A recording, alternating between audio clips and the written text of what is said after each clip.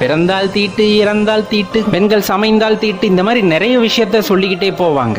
அப்ப இந்த இடத்துல வந்துட்டு ரொம்ப தெளிவா ஐயா சொல்றது, பெண்களை தீட்டுன்னு சொல்றியே, உனக்குள்ள வாழை பெண் இருக்கின்றாலே, அப்படி தீட்டானவள் உன்னுள் இருக்கும் பொழுது நீ தீட்டல்லவா அப்படிங்கறத ரொம்ப உரைக்க அந்த இடத்தில் கூறுகின்றார். இது ஆணுக்கு சொல்கின்றார் ஐயா. நீ இதற்கு பதில் சொல்லட்டும் அனைவரும்.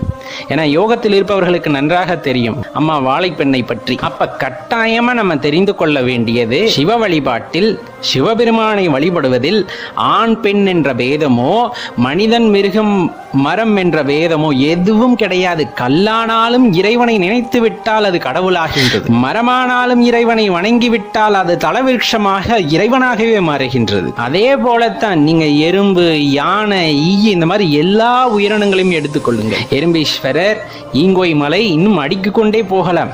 ஒவ்வொரு உயிரினங்களும் பாத்தீங்க அப்படின்னா இறைவனை வழிபட்டு